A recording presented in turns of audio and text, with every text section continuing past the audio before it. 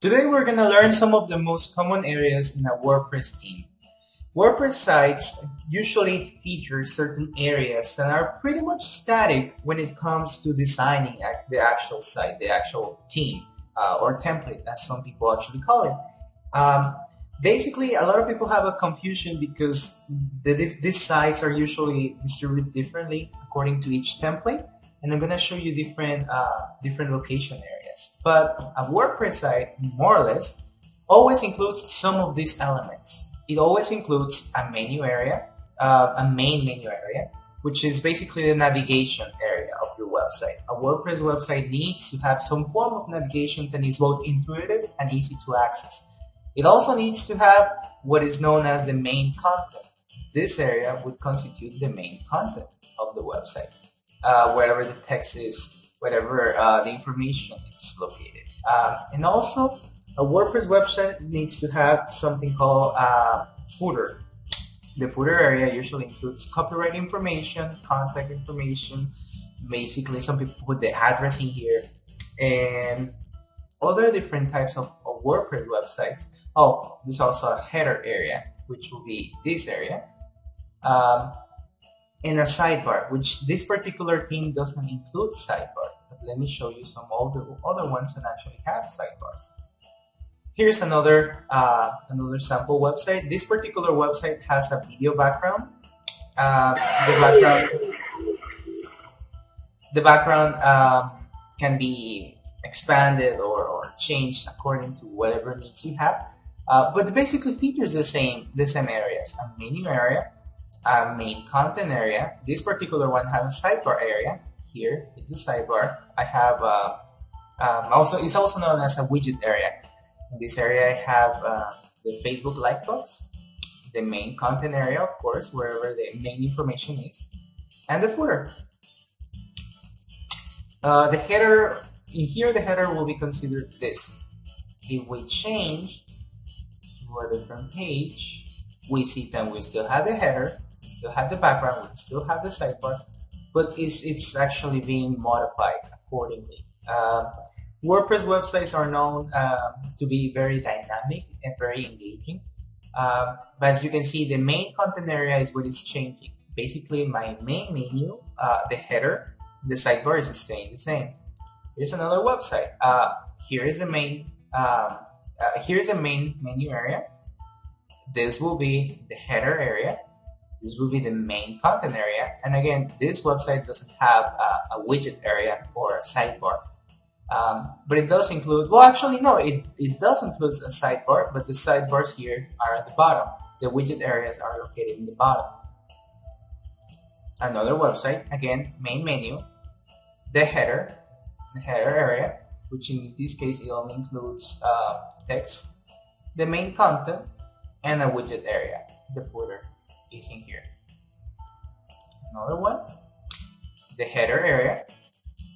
This will be the main menu. This will be the sidebar. And this will be the main content area, wherever the information is located. If we move page to page, we see that some information changes, especially when it comes to the main content area.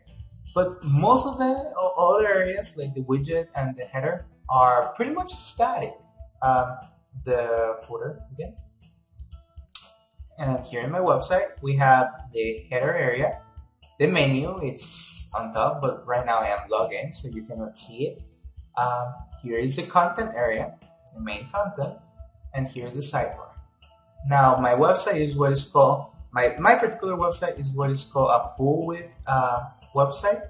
So basically, whenever I move it, it actually adapts, it changes according to the width of my screen. Some other websites are pretty much static. Just look at this one. It doesn't change that much. It stays pretty much there. And that's it for it where it comes to the main content areas. Now, each main content area, it's in a different area. So, for example, the content in here is what is called a page or a post. It can also be a post. Let's go to a post. The main content will be either a page or a post. So if I wanted to change, for example, the content in here, the 7-month study and the negative effects, I go to post, all posts, and then I look for the title, which is 7-month study here. I click on edit, and here I can change the main content. Let's put it on visual. Here I can change the main content area. And whatever I put here is gonna be affected in here. But this is not going to change, the widget is not going to change, and the header is not going to change. I cannot change the header directly in my post or page, and I cannot change the widget area directly on my post or page. If I wanted to change, for example, the widget area, I go to Appearance, Widgets.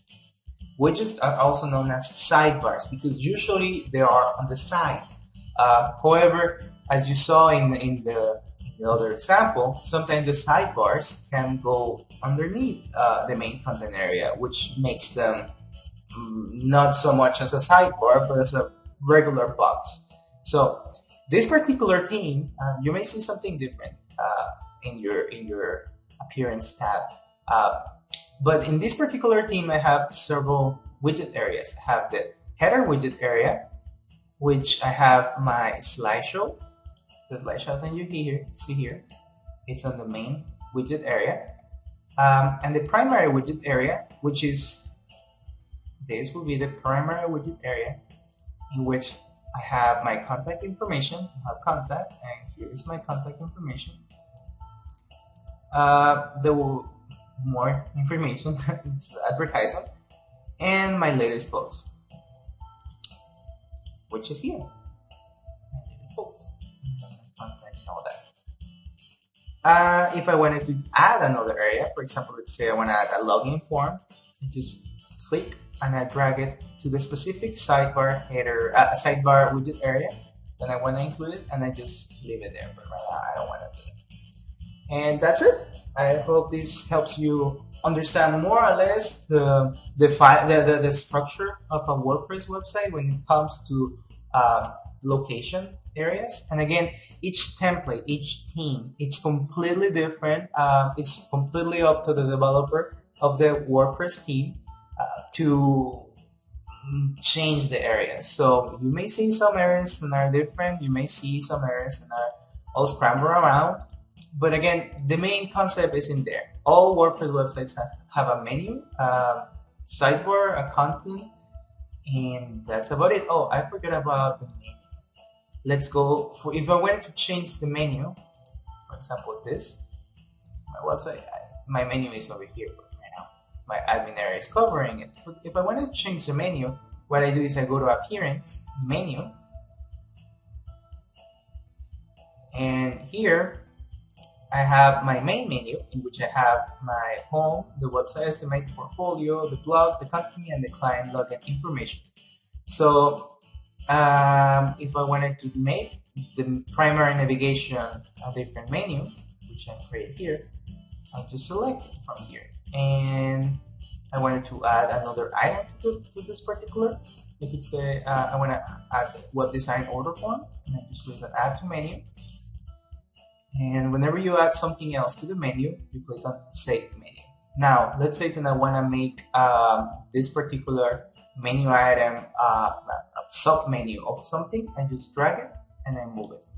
And as you see, whenever I move this, it becomes a sub-item of the main item. Some themes allow you to have this kind of menu structure. Some themes do not. So it's completely up to the team and the template developer of your WordPress website. Hope this helps. Thank you very much for watching. Bye-bye.